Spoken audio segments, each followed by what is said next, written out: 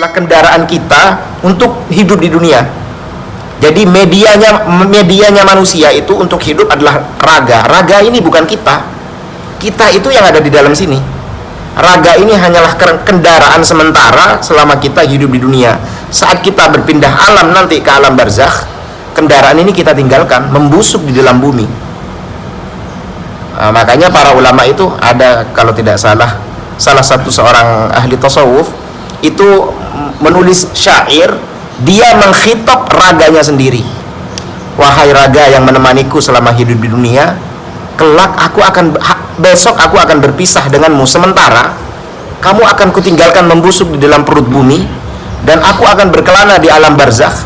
Tapi kemudian nanti setelah hari kiamat kita akan diperjumpakan kembali setelah hari ba'ats. Nah, itu kira-kira ruh. Ruh itu yang akan terus bersama kita. Kita itu adalah ruh gitu. Terus raga ini nanti ditinggalkan. Nah, setelah ditiupkan ruh oleh malaikat, nanti Allah perintahkan juga untuk menulis 4 kalimat. Itu kata para ulama ditulis di jidatnya si janin. Jadi di jidat kita itu sebetulnya sudah tergambar semua apa yang akan terjadi, nasib-nasib kita. Hanya kita tidak mampu membaca. Nah, di jidat itu ditulis oleh malaikat sesuai perintah Allah, ajalnya kapan. Jadi matinya kapan? Ditulis sejak di dalam kandungan. Sampai sekarang masih ada ya? Sampai sekarang masih ada, ditulis itu. Ini meninggalnya usia 70 pada tahun sekian, hari sekian, jam sekian, menit sekian, detik sekian. Tidak ada yang meleset sedikit pun. Itu di sini terus. Ya, nampak itu 5 tahun lagi nampak itu. Wah, jangan macam-macam lah. Kemudian diperintah untuk menulis rezekinya juga. Jadi rezeki itu kata para ulama, rezeki kita itu dituliskan di kening, jatahnya itu ditaruh di langit. Nah, setiap hari diturunkan oleh Allah melalui para malaikat. Setiap hari diturunkan, itu kadang melalui sabab perputaran sabab musabab di antara makhluk hidup. Jadi ada orang bertani, dia jual berasnya, terus berasnya dibeli, berasnya nyampe ke kita lewat apa, kita membeli. Semuanya perputaran itu setiap hari ditentukan dari langit. Sedangkan rezekinya itu ada di langit. Jadi porsi kita itu ada di langit. Kita tidak tahu selama hidup ini kita butuh berapa banyak rezeki. Makanya kata para ulama, manusia itu tidak akan mati sebelum rezekinya habis. Iya. Jadi kalau rezekinya, misalnya rezeki saya itu adalah memakan 1 juta kilogram beras misalnya selama hidupnya, itu nggak akan mati kalau sebelum menghabiskan 1 juta itu. Kurang 1 butir pun masih hidup di alam dunia. Nah, rezekinya itu turun setiap hari dari langit, kadang lewat teman, kadang lewat rekan bisnis, kadang lewat ini. Terus di antara rezeki itu, ini yang penting juga untuk dibahas. Ini anak muda. Ketika Allah memerintahkan malaikat untuk menuliskan rezeki, itu juga di antara rezeki yang ditulis adalah jodoh.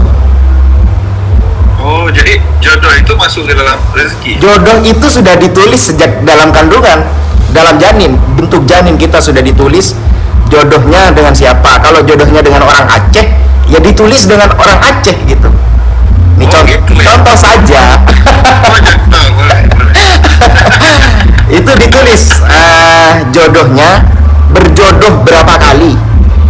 Orang banyak mengira jodoh itu harus yang di bawah mati. Enggak, jodoh itu kalau dalam konteks pasangan, orang yang ditakdirkan oleh Allah untuk hidup dengan kita dalam masa tertentu. Ada orang berjodoh yang dinamakan dengan jodoh. Itu yang dinamakan dengan jodoh. Bisa jadi orang jodoh 2 tahun. Ada orang ditakdirkan di dalam janinnya ini berjodoh dengan Fatimah 2 tahun, kemudian dia berpindah berjodoh dengan siapa misalnya, Sinta 5 tahun, kemudian dia berjodoh lagi dengan ini sampai mati. Jadi bisa jadi orang berjodoh 2 tahun kemudian tidak mereka berpisah, berjodoh lagi dengan orang lain, mereka berpisah. Ada yang jodohnya hanya 1, yang kalau kata orang modern sekarang itu dikenal dengan soulmate gitu. Dia cuma 1 hadir dan itu menemani sampai mati. Enggak semua orang seperti itu takdirnya. Dan bahkan ada orang yang jodohnya hanyalah kematiannya. Makanya bagi anak muda, adang muda, memang ingat juga tentang berharap jodoh yang baik, berharap jodoh yang soleh solehah, tapi juga harus waspada, kematian itu bisa datang kapan saja, dan bisa jadi sebelum jodoh manusia itu tiba, jodoh kematian sudah datang lebih dahulu. Makanya persiapan terbaik di dalam kehidupan itu adalah takdirnya ya. Iya, persiapan terbaik di dalam kehidupan itu adalah ketakwaan. Keinginan kita, sekalipun kuat pencarian kita terhadap Iya. jodoh, sekalipun hebat attitude kita, itu tetap tidak merobek takdir ya. Betul, tidak bisa menghentikan laju takdir. Kadang ada orang yang saling mencintai. Kadang di dalam puisi-puisi dia berkata, takdir pun tidak akan sanggup memisahkan kita. Itu bahasa yang berbahaya itu, kalau dalam kacamata Sulamut Taufik itu bahasa yang bisa memurtadkan.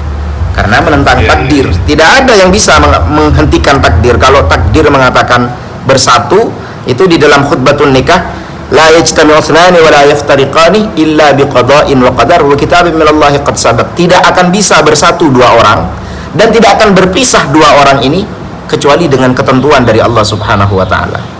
Bahkan kata para ulama, ini bahasannya masih dalam penciptaan. Saya sekarang kenal sama kamu, bro.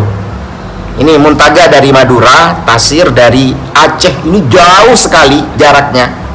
Nah, ini kata para ulama, dulu sebelum ruhnya dimasukkan ke janin, jadi janin ini sebelum tercipta, ruh kita itu sudah ada di atas langit.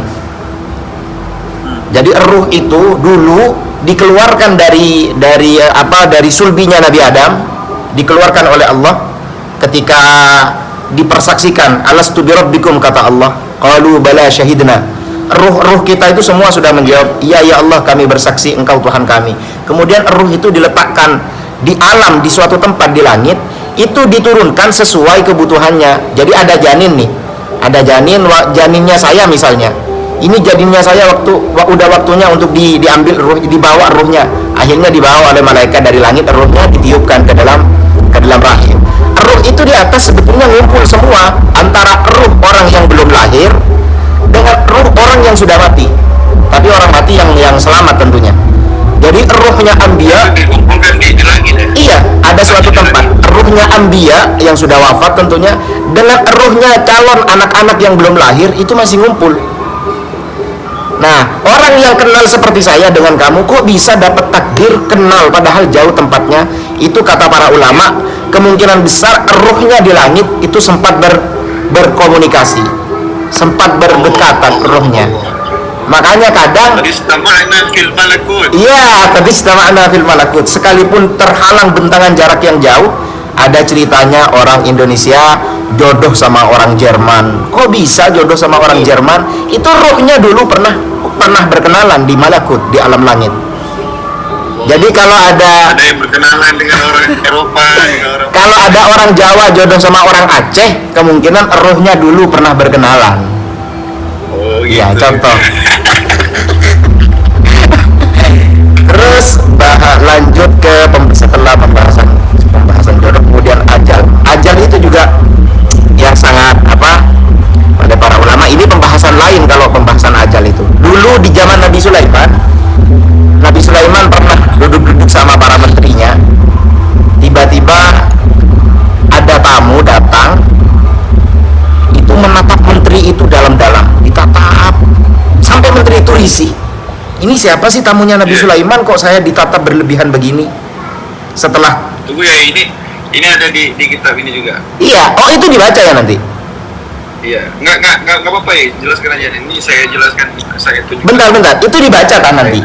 Saya pikir penjelasannya ngambil dari sana gitu. Nggak apa-apa, lanjutkan aja ya, nanti kita lihat. Siap Sidi. Ini yang mau baca nanti ataupun yang mau lihat, ini ada di nuktah pertama daripada hadis. Ya, itu dibahas di pembahasan ajal. Jadi tamu itu selesai menatap dalam-dalam, dia berdiri dan izin kepada Sulaiman. Ya udah Nabi Sulaiman, saya pamit pergi dulu. Oh mari, kata Nabi Sulaiman. Setelah orang itu berlalu, menterinya bertanya kepada Nabi Sulaiman, siapa Nabi Sulaiman itu kok natap saya dalam-dalam begitu? Saya sampai nggak enak tadi ditatap begitu. Kata Nabi Sulaiman, itu malaikat maut. Malaikat maut itu memang biasa sowan ke saya, biasanya datang dengan bentuk manusia seperti itu. Kaget dong menterinya, waduh, saya nggak tenang Nabi Sulaiman kalau saya tinggal di tempat yang ada malaikat mautnya. Ya terus mau gimana, ajal. Iya, kamu nggak perlu takut, kata Nabi Sulaiman. Ajal itu yang nentuin Allah, bukan malaikat maut. Kalau belum ajalnya ya wes, nggak usah risau. Kamu kemanapun ya ajal pasti ikut. Pokoknya saya nggak tenang kalau tinggal di bumi di mana ada malaikat mautnya. Orang itu salah, padahal malaikat maut itu hanya datangnya dengan wujud seperti itu. Malaikat mautnya sendiri, kata para ulama, itu melihat dunia sebagaimana lelaki melihat piring. Jadi bumi itu bagi malaikat maut hanya seperti piring kecil di hadapan seorang lelaki besar. Jadi enteng untuk mencabut nyawa dimanapun. Itu hanya wujudnya saja ketika bertamu ke Nabi Sulaiman dalam wujud laki-laki. Padahal dia lari kemana saja di bumi ini, nggak ada tempat yang nggak bisa didatangi malaikat maut. Dia maksa ke Nabi Sulaiman, pokoknya saya minta Nabi Sulaiman keluarkan saya dari tempat ini. Akhirnya Nabi Sulaiman itu diantara mukjizatnya adalah seluruh makhluk di muka bumi ini tunduk padanya. Nabi Sulaiman panggil angin, wahai angin, tolong bawa menteri saya ini ke India. Dia mau ke tempat yang jauh dari tempat Nabi Sulaiman itu yang jauh, India. Dibawalah oleh angin. Sebentar setelah beberapa jam, malaikat maut datang bertamu lagi kepada Nabi Sulaiman. Ditanya sama Nabi Sulaiman, oh iya, tadi kenapa kamu menatap menteri saya begitu dalam? Ada apa dia buat masalah? Oh tidak Nabi Sulaiman, tadi itu sebelum saya datang bertamu kepadamu, saya dapat perintah dari Allah bahwa beberapa jam lagi saya harus mencabut nyawa orang di India. Ternyata setelah saya nyampe ke tempatmu, orangnya malah ada di tempat kamu. Saya hanya berpikir, jadi waktu saya menatap dalam-dalam itu, saya hanya berpikir, takdir apa yang akan membawa orang ini ke India dalam waktu 1 jam saja. Ya takdirnya dia malah mendatangi mautnya sendiri. Jadi heran malaikat maut ya, dapat tugas di India kok orangnya di sini. Dapat tugas di India kok orangnya di sini. Ternyata kata malaikat maut, ternyata setelah tadi saya berpikir, Allah pasti tahu, Allah pasti yang lebih tahu.